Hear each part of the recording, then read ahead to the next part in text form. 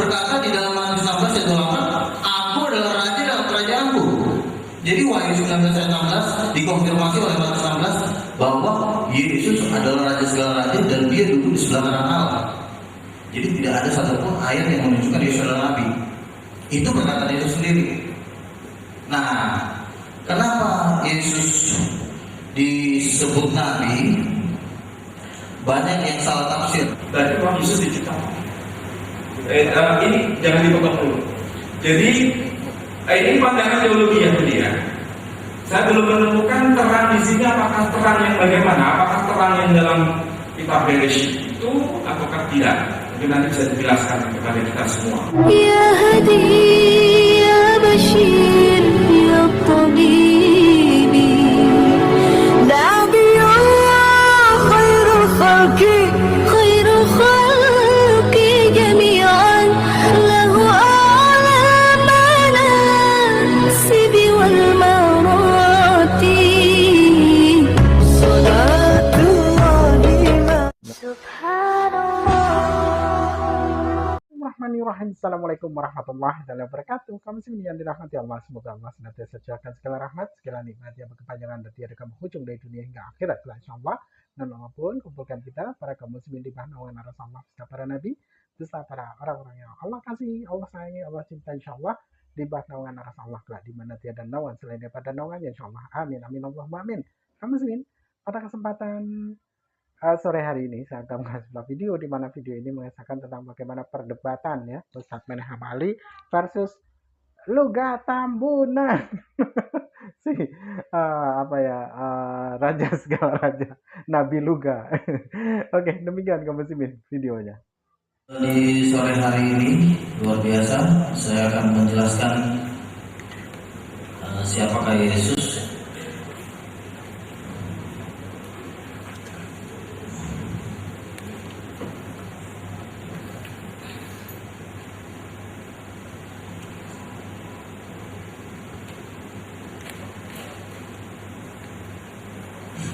Sore hari ini bahwa perdebatan yang sangat dahsyat yang terjadi di media sosial bahwa siapakah Yesus, dia Tuhan atau manusia atau nabi.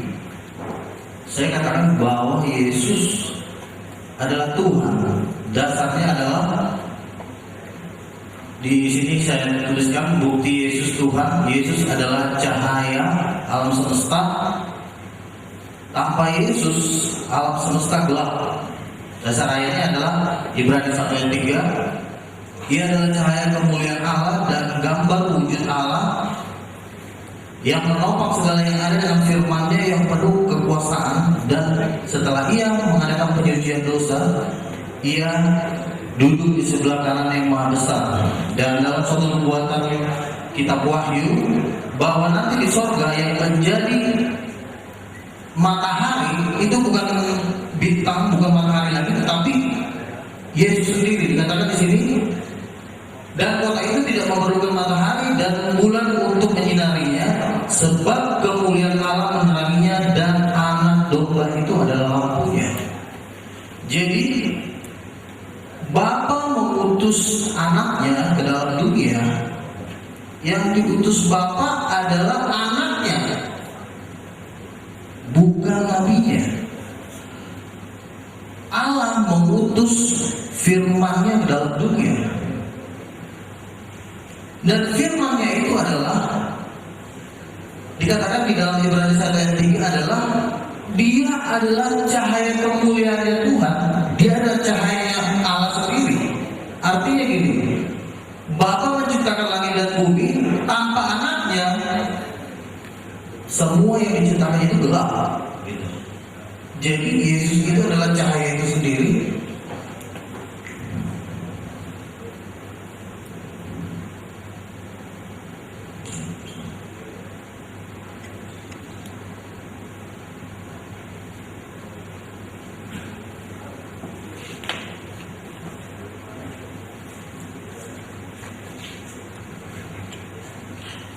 Di dalam kitab Wahyu 1, waktu Yesus menampakkan diri kepada Yohanes, dikatakan wajahnya seperti sinar matahari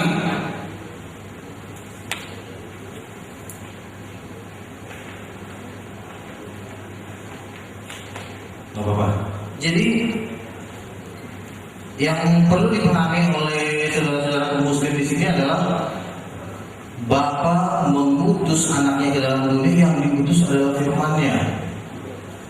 Anak tunggal Allah, Yohanes 3 ayat 16. Bapa karena begitu besar kasih Allah, Ia mengutus anaknya yang tunggal dalam dunia. Anaknya yang tunggal, jabatannya adalah raja.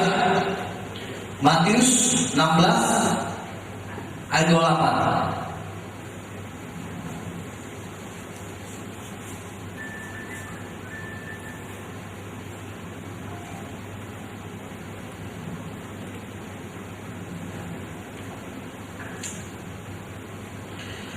Matius 16 ayat 28 berkata, Yesus berkata, anak manusia akan datang sebagai raja dalam kerajaannya. Yesus berkata, aku adalah raja dalam kerajaanku. Nah, sementara orang Muslim berkata bahwa Yesus adalah nabi, sudah berbeda. Yesus berkata, aku adalah raja, sementara Muslim berkata, Yesus adalah nabi. Tidak nyambung. Karena Bapa mengutus anaknya ke dalam dunia sebagai raja dalam kerajaannya. Itu di Matius 16 ayat 28. Nah, diteguhkan lagi oleh Wahyu 19 ayat 16. Di jubah Yesus tertulis raja segala raja. Jadi kitab Wahyu 19 ayat 16, ya ini dia. Dan pada jubahnya dan tangannya tertulis suatu nama, yaitu raja segala raja. Kalau Wahyu 19:16 ini kan saya sering debat dengan para pakar kristologi di Indonesia, mereka bilang ini kita mimpi, ini bohong nih katanya. Tetapi diteguhkan oleh Matius, kalau Anda mengatakan Wahyu 19:16 kita mimpi, berarti Anda juga harus mengatakan Matius 16 ayat 28 adalah mimpi.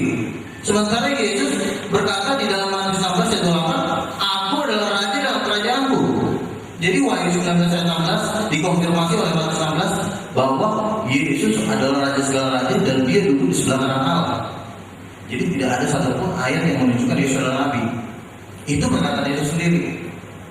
Nah, kenapa Yesus disebut nabi? Banyak yang salah tafsir.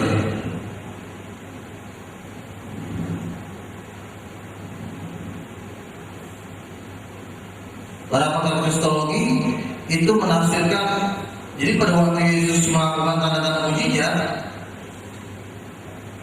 pada saat Yesus melakukan mujizat, bangsa Israel itu spontan mengatakan, seorang nabi telah bangkit.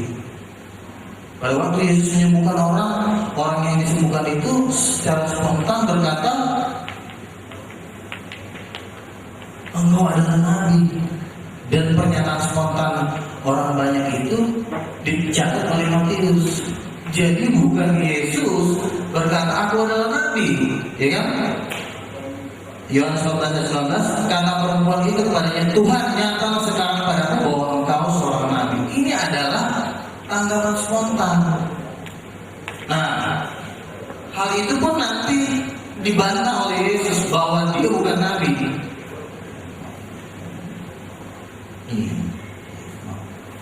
Saya kurang ahli dalam kayak gini. Ini dia, ya kan? Yesus bertanya, siapakah anak manusia ini? Lalu para muridnya berkata, ada yang berkata nabi, ada yang berkata rasul, ada yang berkata salah satu di antara para nabi, dan dibantah oleh Yesus. Di ayat dia bertanya kepada Petrus, Petrus, menurut kamu siapakah aku ini? Petrus berkata, engkau adalah Mesias, anak Allah. Jadi bukan nabi.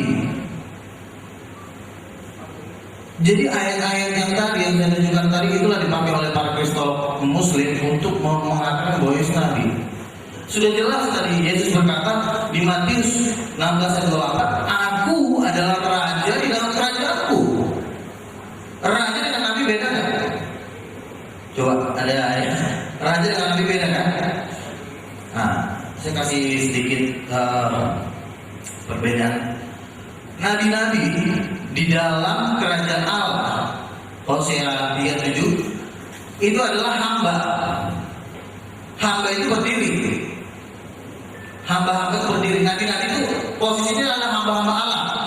Nah, pertanyaannya gini, di dalam kerajaan Allah, semua nabi adalah hamba-hamba Allah. Pertanyaannya siapa rajanya di dalam kerajaan Allah? Yesus berkata Nabi-nabi siapa? Hambanya, bukan nabi-nabi itu hamba-hambanya raja segala raja. Jadi betul Yesus diutus oleh Bapa, tetapi yang diutus ini bukan hamba, anaknya yang tunggal. Arti anaknya yang tunggal itu artinya Tuhan memberikan segalanya, yaitu dirinya sendiri sebenarnya, firman-Nya, dan firman itu adalah cahaya semesta alam. Lalu seorang pakar psikologi yang bernama Pak Ilham Mokoginka, dia selalu mengutip ayat dengan Dr. Zakirnaik Yohanes 5:30. Yesus berkata, aku tidak dapat berbuat apa-apa dari diriku sendiri. Betul, Yesus tidak dapat berbuat apa-apa karena tinggal. Pertanyaan saya begini, apakah Allah Bapa di surga bisa menciptakan langit dan bumi tanpa Yesus? Tidak bisa. Yohanes 3. Dan segala sesuatu diciptakan oleh Dia, tanpa Dia satu pun tidak ada yang jadi. Yesus itu cahayanya Allah. Bapa merancang langit dan bumi. Cahayanya siapa? Yesus. Bukan Bapa cahayanya Yesus. Makanya Yesus berkata, aku adalah terang dunia. Dia tidak berkata, Bapa aku adalah terang dunia. Tidak. Ada momen-momen di mana saat Yesus berkata, aku diutus oleh Bapa, aku melakukan kehendak Bapa. Tetapi ada saatnya dia berkata, akulah. Dia berkata, akulah terang dunia, akulah hidup, akulah kebenaran. Ada bagian-bagian Yesus. Jadi Bapa, Firman dan Roh Kudus itu tinggal di surga. Bapa mengutus anaknya, itu mengutusnya dari surga, Pak, bukan dari bumi. Nabi-nabi itu diutus di bumi. Nabi-nabi itu, Pak, itu badannya masih daging. Kalau kata kasarnya ditabrak kereta putus kakinya. Tapi kalau Yesus, Wahyu 1, kakinya seperti tembaga dalam perapian. Ditabrak kereta, keretanya yang hancur. Itu bedanya. Kalau turun dari surga, Yesus turun dari surga. Nabi-nabi nggak turun dari surga, Pak. Nabi-nabi tinggal di bumi, lahir di bumi, badannya daging. Yesus badannya bukan daging, badannya tembaga dalam perapian. Wajahnya seperti sinar matahari. Bagaimana mungkin Anda mengatakan dia Nabi? Oh my God. Maaf Pak, kalau udah waktu tinggal diamin lagi. Oke. Jadi Yesus betul utusan. Tidak semua utusan jadi Nabi. Ini pengutusan high class, pengutusan surga. Yesus berkata, aku turun dari surga. Musa nggak berhak, Musa nggak sanggup ngomong aku turun dari surga. Orang dia lahir di Mesir kok, dia punya mak bapak. Tapi Yesus berkata, aku turun dari surga. Waduh, siapa yang dari surga turun? Dan yang terakhir, Yesus turun nanti bersama apa? Beribu-ribu malaikat, berjuta-juta malaikat. Waduh, Yesus datang dengan berjuta-juta malaikat kasih Nabi. Waduh, ketawa ini. Ya, waktunya sudah habis Pak Ruben. Oke, terima kasih. Terima kasih. Beri apa untuk Pak Ruben? Menilai dari sebuah sejarah, ada nilai histori. Tuhan memberikan firman-Nya kepada nabi-nabinya dulu, itu nggak lepas dari sebuah histori. Seumpama saya seorang nabi, seumpama Pak Hor Tambunan nabi, Tuhan memberikan firman-Nya, Tambunan kamu begini. Dari kecil besar sampai apa Tuhan berfirman. Di dalam kehidupan saya ada nilai histori. Apakah Tuhan memberikan firman-Nya ketika saya tidur, atau ketika saya lagi duduk-duduk, atau ketika saya mau melarikan diri seperti Yunus? Itu ada sejarah. Gak lepas dari sebuah sejarah yang bisa dipertanggungjawabkan. Apakah ucapan itu benar-benar ada? Nabi-nabi yang diadopsi oleh Kristen adalah dari Israel. Kalau sampai detik ini kita masih melihat, memang dulu bangsa-bangsa baik dari Jerman sekalipun ingin menggunakan bangsa Yahudi atau bangsa Israel. Karena disinilah tolok ukur sejarah itu berada. Karena nabi-nabi itu lahir nabi-nabi itu ada, Tuhan memberikan firman-Nya kepada nabi-nabi itu dari sebuah sejarah hidup itu sendiri. Antara firman Allah muncul ada pada manusia, melekat sendiri pada sejarah itu sendiri. Contohnya Nabi Musa alaihissalam, seorang nabi, Tuhan berfirman sama dia. Kalau misalnya Musa berkata, aku ketemu sama Tuhan, buktinya apa? Buktinya apa? Makanya kadang-kadang juga Tuhan memberikan sebuah bukti. Bukti otentiknya apa? Kita kan mendengar tahun 2016 nih, Nabi Musa sudah 4000 tahun yang lalu. Bukti sekarang apa? Kita lihat sekarang ada bangsa yang jelas, bangsa Israel, yang tahun 4 tahun lalu merdeka, sekarang masih ada bangsa Israelnya. Orang Yahudi, bangsa Israel dengan 12 sukunya, dengan kaum Imam Lewinya, dia masih menyandang. Itu bukti pertama bahwa Musa ada 4000 tahun yang lalu. Kedua, ketika Musa menerima firman, dia itu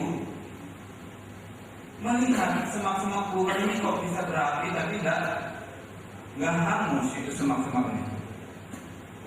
Tapi Tuhan kan berbicara sama dia akan melepaskan bangsa Israel. Buktinya apa, Pak? Kata Tuhan, buktinya apa? Baik dia melemparkan tongkat, baik memasukkan tangannya menjadi kusta, itu sebuah bukti. Tapi itu kan hanya sebuah ucapan Musa yang ditulis. Nah, kembali lagi yang ditulisnya itu diverifikasi kebenaran dan keabsahan itu kita. Jadi nggak sekonyong-konyong model, nggak muncul langsung kitab itu ada. Alkitab ini ribuan tahun umurnya dikumpulkan oleh ribuan orang, ribuan tahun oleh banyak orang. Nabi Musa mencatat kitab kejadian keluaran 15 dan sampai ulangan ini itu dicatat dari beberapa sumber sebelum dia ada, baik Henok, dia mencatat baik apa yang dilihatnya sendiri, apa yang dirasakannya sendiri, apa yang dialaminya sendiri. Itulah yang disebut bahwa kita kebenarannya itu hakiki, bisa dipertanggungjawabkan, tidak muncul sekonyong-konyong model. Maaf kepada umat Islam, kalau misalnya akurat untuk mengkoreksi dari Alkitab, saya rasa nggak relevan. Kenapa saya katakan? Al-Quran mencatat dari sisi jauh 1200 km dari tanah Israel ke tanah Arab, dan selisihnya ribuan tahun dia mencatat. Sejarahnya di mana? Apa yang dicatat di Al-Quran itu nggak bisa dipertanggungjawabkan. Namun kalau Alkitab, arkeologi dan bahkan semua sejarah-sejarah ada. Ketika kita bisa melihat bahkan misalnya di mana batu diletakkan, batu Betel, entah batu bagaimana ketika si Elia meletakkan tandanya di mana, semuanya ada di sana. Itulah yang dicatat itu. Saya juga kalau nggak mungkin saya meyakini ini sebuah kitab yang benar, yang catatan ribuan tahun yang lalu, kalau tidak ada kebenarannya. Nah, kembali lagi seperti Pak Edi katakan, memang kalau tentang Yesus itu memang harus mencatat, membuka kisah dari Alkitab. Memang di Al-Quran tidak satu ayat pun mengatakan, walaupun nyerempet-nyerempet antara bagaimana Isa Al-Masih alaihissalam yang ya dari Rohul Allah segala macam ya, tapi tetap mengatakan bahwa Isa Al-Masih itu tetap nabi. Memang benar dari sebuah pemikiran di mana kitab Al-Quran itu dicatat tahun 600-an selama 22 tahun. Ya, katanya Nabi Muhammad mendengar, melihat, menerima wahyu dari seorang malaikat. Oke, saya mau menulis ke wahyu sebelum karena Al-Quran koreksi nanti. Saya ambil dari kitab Wahyu, kitab Wahyu 2 ayat 16.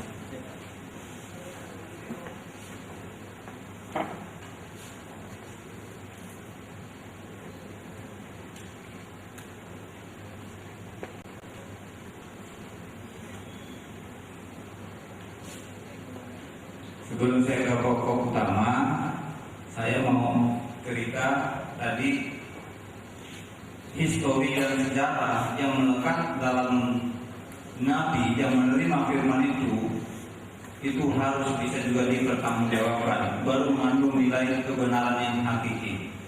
Ini di kitab Wahyu 22 ayat 16 dikatakan, aku Yesus, begitu terus terangnya Yesus, telah mengutus malaikatku untuk memberikan kesaksian tentang semuanya ini kepadamu bagi jemaat-jemaat.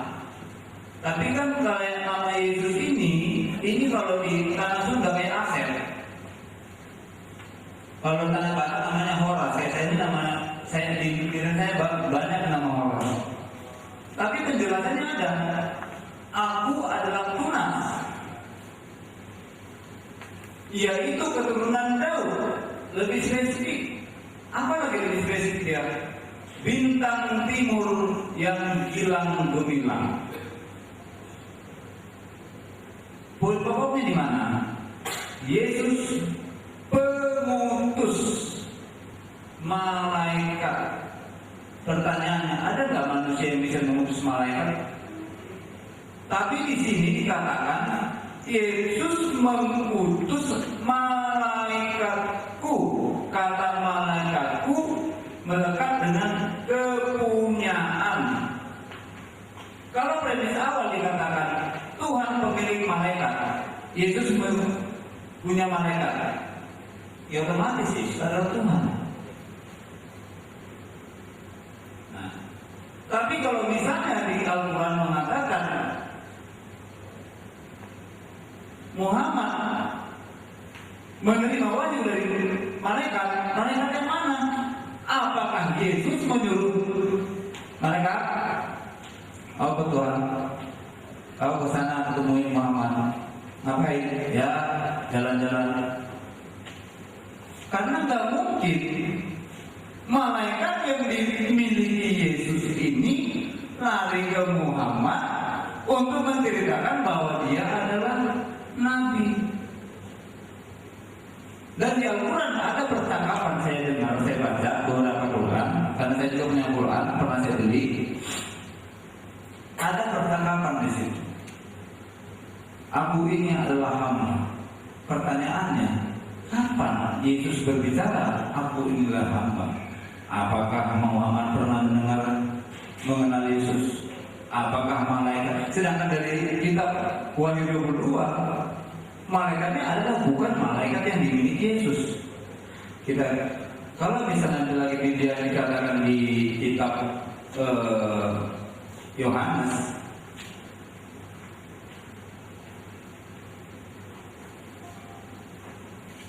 kitab Matius 24 ayat 31.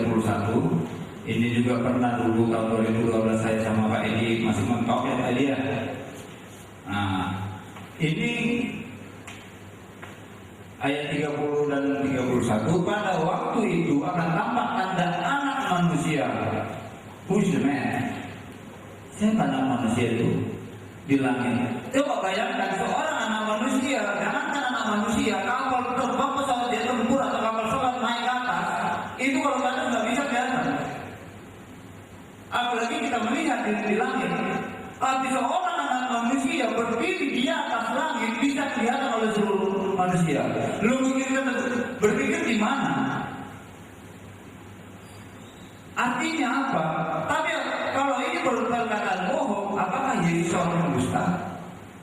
Berarti yang dia bersih. Dan di dalam kitab Quran mengatakan Isa Al-Masih alaihissalam itu tidak tersentuh setan, tidak berdosa. Jadi premis akhirnya adalah bahwa Yesus tidak berdusta. Artinya perkataan ini adalah mengatakan Yesus menceritakan dirinya pada akhir zaman itu akan tampak anak manusia di langit. Kapal selam, kapal tanker naik ke langit itu nggak kelihatan. Tapi Yesus terbang di langit, ada di langit bisa kelihatan. Ini menandakan Yesus itu adalah Tuhan yang maha besar. Bisa dia menyelesaikan dirinya, bisa semua tampak manusia karena kebesaran dirinya. Tapi terlepas dari itu lagi, saya mau menjelaskan di ayat 31 adalah dan ia akan menyuruh malaikat keluar malaikat-malaikatnya. Nah, di ayat 31 itu dan ia akan menyuruh keluar malaikat-malaikatnya. Terlepas mau ngapain, saya mau ambil kalimat awal. Iya, yang mampu menyuruh malaikat itu hanya Tuhan. Yesus menyuruh malaikat. Dan dikatakan ia menyuruh malaikat-malaikatnya. Kata N huruf besar, Y huruf besar, kepunyaan. Jadi ada kalimat mengatakan bahwa dia memiliki malaikat, malaikatnya itu disuruh ngapain? Nanti itu poin terakhir karena ini akhir zaman. Jadi sedikit memang ini debat akhir zaman. Mohon dimaknai, makna di akhir zaman itu memang agak berbeda sama Islam. Di dalam Kristen akhir zaman itu akhir dari sebuah zaman. Akhir dari sebuah zaman penanggalan tahun milenium.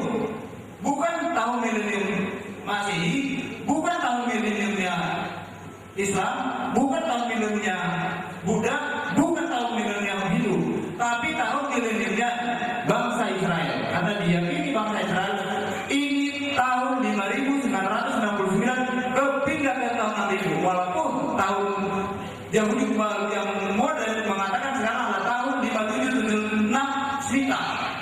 Ini tahunnya. Tapi apapun itu perbedaannya, ini adalah tahun akhir zaman Israel, bukan kiamat. Nah, kembali lagi saya ke pokok pikirannya adalah ia akan menyuruh malaikat. Jadi definisi awal yang saya munculkan adalah apakah di dalam Quran yang menyatakan Isa Al-Masih itu adalah sebagai nabi benar? Sementara di Alkitab posisi Yesus banyak, bisa sebagai anak domba. Tapi kalau sebagai anak domba, ekornya kan nggak ada.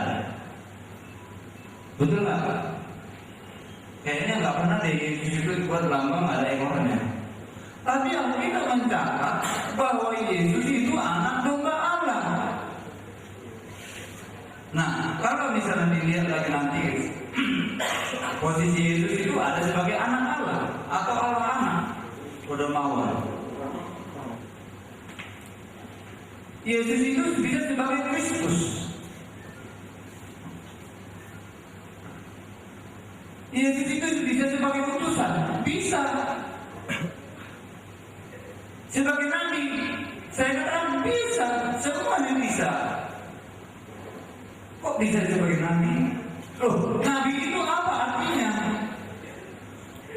Musa diutus Tuhan sebagai nabi untuk memimpin bangsa Israel. Bangsa Israel 4000 tahun yang lalu datang ke Israel bukan sebagai pemimpin agama, tapi pemimpin bangsa yang dipimpin langsung oleh Tuhan dan langsung kepada Musa, langsung kepada bangsa Israel. Dia kan sebelum diberi dulu enggak bukti-bukti. Lalu bangsa Israel menjadi pemimpin. Jadi nabi itu adalah sebuah pemimpin. Tapi karena berubah lagi, bangsa Israel pengen menjadi bangsa-bangsa lain, jadi hakim-hakim. Tapi bangsa Israel nggak suka jadi hakim-hakim, kami pengen berubah seperti bangsa lain. Lalu bertindak seperti jadi raja. Tapi kalimat pertama adalah maaf Pak, tiga menit lagi. Nabi itu adalah penyampai tidak Allah, penyampai firman Allah. Yesus memang benar. Sebagai utusan saya akui. Dan banyak kita mencatat, kita ingin mencatat Yesus sebagai utusan. Kita berbicara sini apakah Yesus sebagai Tuhan? Kalau kita nanti bisa berbicara sebagai utusan, banyak itu dijelaskan. Gampang kok, analoginya gampang, ilustrasinya bisa kok. Dan saya jelaskan apakah Yesus sebagai Tuhan ada, sebagai anak domba Allah ada, sebagai Kristus ada, sebagai apa? Sebagai Nabi boleh. Tapi sesungguhnya Yesus itu adalah Tuhan Allah Maha Kuasa. Nanti saya lanjutkan lagi. Oke, terima kasih. Ya. Terima kasih Pak Horas. Tepuk tangan untuk Pak Horas. Iya. Seru ini Pak ya, wawancaranya nih Pak. Oke. Seru ini Pak ya, wawancaranya nih Pak. Oke, saya bilang sekali lagi ini bukan untuk perdebatan ya, tapi bagaimana Pak ya, Bapak saling bertukar pikiran ya Pak ya mengenai Tuhan Yesus ya. Oke, saya minta kepada Bapak Manahan Ali. Tepuk tangan untuk Bapak Manahan Ali.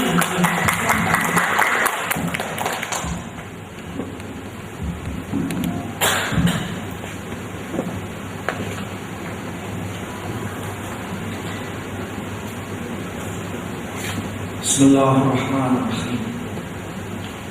Assalamualaikum warahmatullahi wabarakatuh. Assalamualaikum. Baruch atah Adonai Eloheinu melech haolam. Baruch atah Adonai Eloheinu, Elokei Avotenu, Elohei Avotenu, Elohei Abraham, Elohei Ishak, Elohei Yakub, Elohei Am Hakadol, Elohei Am Kol Haumim. Rachem no Hashem, Elokeinu Rachem. Bekol Yisrael Embecha Rachem. Bapak dan Ibu serta saudara-saudara berbahagia, Alhamdulillah, haleluya, kita bisa bersama-sama di forum yang mulia ini untuk sharing satu dengan yang lain, membicarakan satu pribadi tapi dalam dua perspektif yang berbeda. Saya awali dulu dari pengantar saya berkaitan dengan pandangan Quran atau Islam berkaitan dengan siapa itu Jesus Christ, atau siapa itu Yesus Kristus, atau siapa itu Isa Al-Masih. Dalam Al-Quran ada satu ayat, saya kutipkan satu ayat saja. Dalam surat As-Saff, surat 61 ayat yang ke-6, itu dikatakan, Wa idh qala Isa ibn Maryam ya bani Israil inni Rasulullah ilaikum musaddiqan lima baina yadayya min at-Taurah wa mubashiran bi rasulin ya'ti min ba'di ismuhu Ahmad falamma ja'ahum bil bayyinati qalu hadha sihrun mubin. Sadaqallahu alaihi. Saya terjemahkan potongan ayat yang paling depan saja. Itu dikatakan wa idh qala Isa ibn Maryam ya bani Israil. Dan ingatlah tatkala Isa putra Maryam berkata kepada Bani Israel. Apa perkataan Isa putra Maryam kepada Bani Israel? Inni Rasulullah ilaikum. Sesungguhnya aku ini adalah Rasul Allah bagi kalian semua. Berdasarkan ayat ini pandangan Quran, berdasarkan ayat ini, Jesus Christ atau Yesus Kristus atau Isa Al-Masih itu adalah seorang rasul yang diutus untuk Bani Israel. Makanya beliau langsung mengatakan secara spontan kepada Bani Israel, Inni Rasulullah ilaikum. Sesungguhnya aku ini adalah Rasul Allah bagi kalian. Ayat ini merupakan salah satu bukti konkret bahwa dia seorang rasul dan tidak lebih dari seorang rasul. Apa buktinya? Ayat yang lain mengatakan, laqad kafara alladziina qalu innallaha huwal masiihu Isa ibnu Maryam. Telah ingkarlah orang yang mengatakan bahwa Allah itu adalah Isa al-Masih putra Maryam. Ini Quran yang menyatakan begitu. Nah, teologi Quran ini memang khas. Artinya menerima pribadi yang diperdebatkan dalam konteks sejarah, yakni orang yang bernama Isa al-Masih atau Jesus Christ itu, pandangan Quran teologinya agak unik sebagaimana yang saya katakan tadi. Apa keunikannya? Keunikannya adalah menerima pribadi yang bernama Isa itu sebagai rasul, tapi minus ketuhanannya. Sementara dalam teologi Yahudi, orang yang bernama Isa itu pernah hadir dalam sejarah, tapi ditolak kerasulannya dan sekaligus ditolak ketuhanannya. Sementara dalam agama Kristiani, pribadi yang sama itu teologinya juga lebih khas lagi. Artinya apa? Menerima sebagai nabi dan juga sekaligus menerima sebagai Tuhan. Ini ada sesuatu perspektif tiga agama yang berbeda-beda.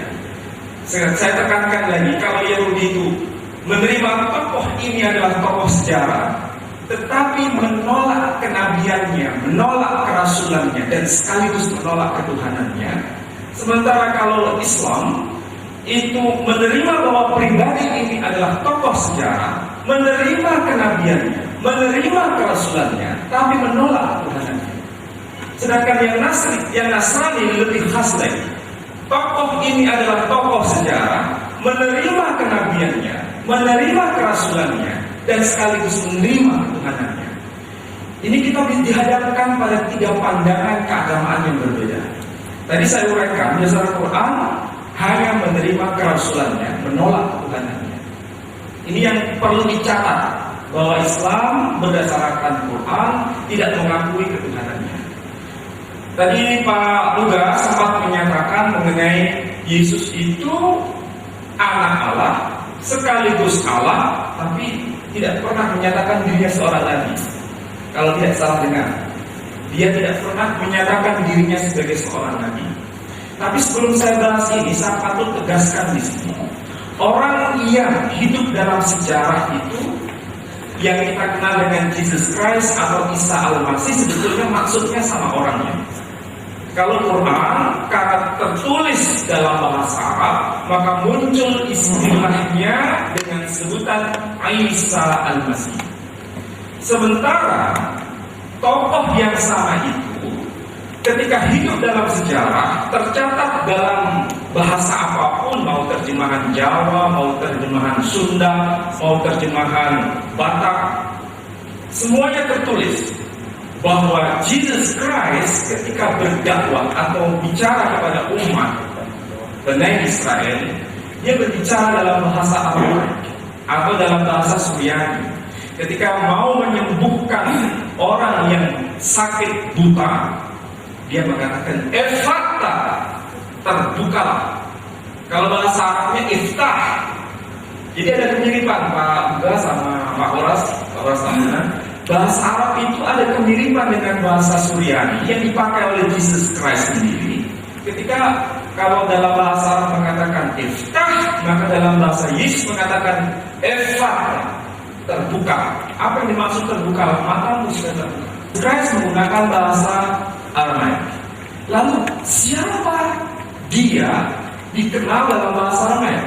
Dalam bahasa Aramaik, Bible itu dikenal dengan istilah Peshitta. Dalam teks Peshitta itu tidak pernah muncul nama Yesus Kristus, tidak pernah muncul. Saya di rumah punya kitab Peshitta. Yang muncul itu adalah nama Isa the Messiah. Jadi Isa the Messiah itu bahasa Aramaiknya. Sementara bahasa Arabnya Isa al-Masih. Jadi semacam ada kedekatan bahwa orang ini yang dimaksud sama, yang bahasa Arab menyebutnya Isa dan Mesiha, bahasa Arab menyebutnya Isa al-Masih. Jadi orangnya sama, tapi pandangan terhadap orang yang sama itu berbeda. Islam tidak menyebutkan ada ketuhanannya, sementara dalam Kristiani ada ketuhanannya. Nah, memang saya belum menemukan dalam Perjanjian Baru pengakuan langsung dari Jesus Christ sendiri bahwa dirinya aku ini seorang nabi. Saya belum menemukan, mungkin bisa diluruskan nanti. Sebagaimana Jesus Christ sendiri atau Isa al-Masih atau Isa the Mesiha dalam Perjanjian Baru tidak pernah menyatakan dirinya aku ini Allah.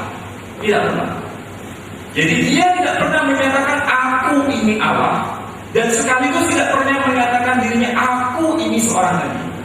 Tetapi ingat, beliau punya murid, ada 12 murid. Salah satu murid yang menjadi panutan utama dari murid-murid yang lain adalah Petrus. Petrus ketika khutbah di Serambi Salomo, itu tercatat di dalam Kisah Para Rasul pasal 3. Beliau ketika khutbah di Serambi Salomo, salah satu khutbahnya dia mengatakan begini, bukankah telah dikatakan Musa, Tuhan Allah akan membangkitkan bagimu seorang nabi, dan dari antara saudara-saudaramu sama seperti aku, dengarkanlah dia dalam segala sesuatu yang akan dikatakan kepadamu. Ini ucapan Petrus ketika berkhutbah mengenai siapa itu sosok yang dijadikan panutannya. Ternyata Petrus mengatakan ini adalah berkaitan dengan seorang nabi. Jadi ada pengakuan muridnya Yesus sendiri bahwa Yesus itu nabi. Jadi kalau dikatakan bahwa Yesus bukan nabi, nampaknya Petrus sendiri membantah bahwa dia itu seorang nabi. Meskipun tidak ada pengakuan langsung, aku ini seorang nabi. Saya belum menemukan itu. Sekaligus tidak ada pengakuan langsung, aku ini Allah. Tidak ada pengakuan. Jadi saya tidak sependapat dengan pernyataan Pak Mugan tadi bahwa Yesus bukanlah seorang nabi. Dari konteks ini, Yesus seorang nabi. Bahkan Stefanus sendiri juga berkhutbah di dalam Kisah Para Rasul, mengutip juga mengenai kitab Ulangan ini bahwa orang yang dimaksud ini adalah seorang nabi. Ada. Dan bisa dicek. Itu poin saya pertama. Kemudian, lalu bagaimana ketika terjadi perbedaan pandangan mengenai Jesus Christ atau Isa al-Masih ini? Apakah betul dalam pandangan Quran memang Yesus Kristus itu bukan seorang Tuhan, hanya seorang nabi atau rasul saja? Jawabannya tegas, memang hanya seorang rasul, tidak lebih dari itu. Dan bahkan Quran sendiri membantah bahwa dia seorang Tuhan, dia bukan Allah. Makanya tadi saya kutipkan ayat 8, kafarul ladzina qalu innallaha huwal masih Isa bin Maryam. Jadi dia bukanlah Allah, dia hanya seorang manusia putra Maryam yang dia dilantik sebagai seorang nabi. Jadi kalau Pak Horas maupun Pak Lugan meminta pendapat kepada saya bagaimana Quran memahami Jesus, saya katakan hanya seorang rasul minus ketuhanan.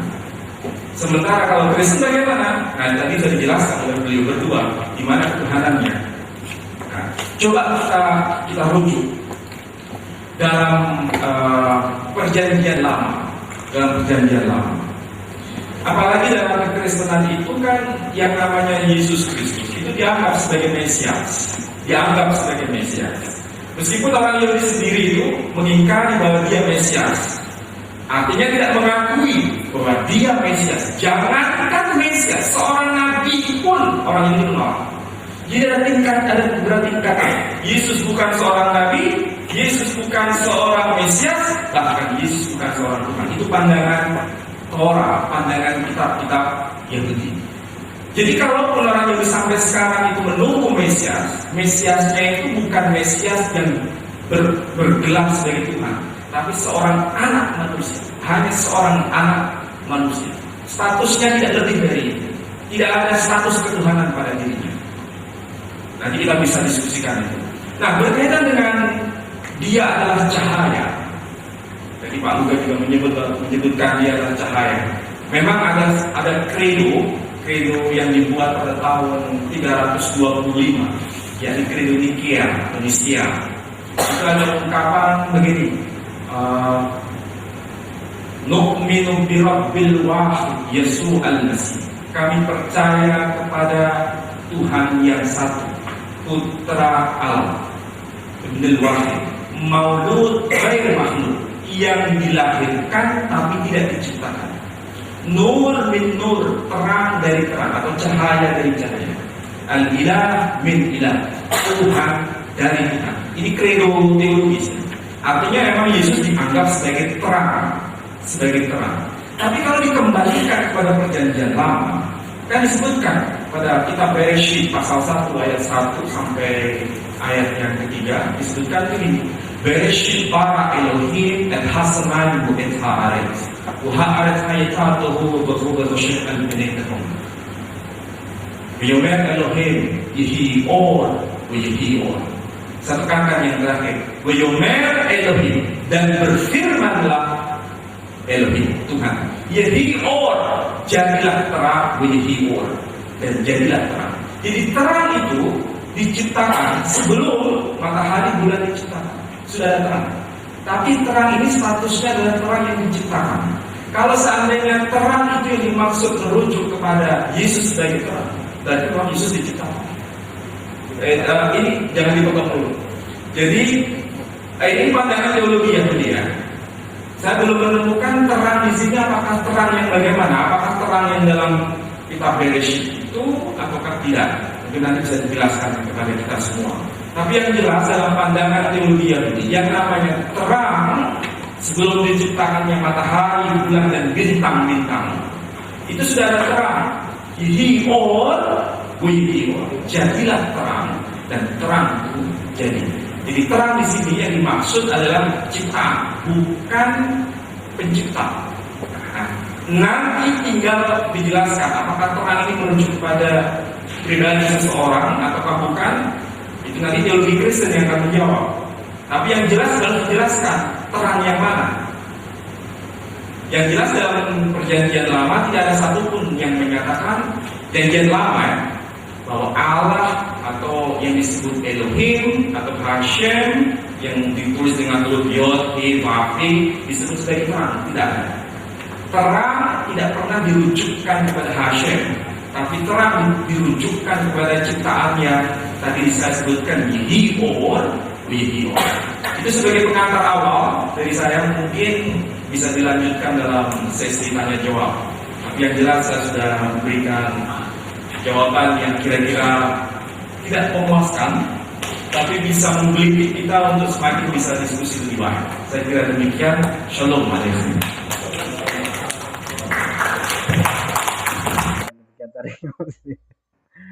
Jadi ini video belum lama sih, video baru kemudian ya. Namun si Luga belum mengaku nabi ya, belum mengaku nabi. Nah ini awal-awal dia mengaku nabi setelah Luga Tambunan ini debat dengan Ustadz Menahem Ali gitu. Ada aja Luga nih. Oke, demikian saja kaum muslimin yang dapat saya sampaikan. Saya Rifdi Desain. Wassalamualaikum warahmatullahi wabarakatuh. يا هدي يا بشير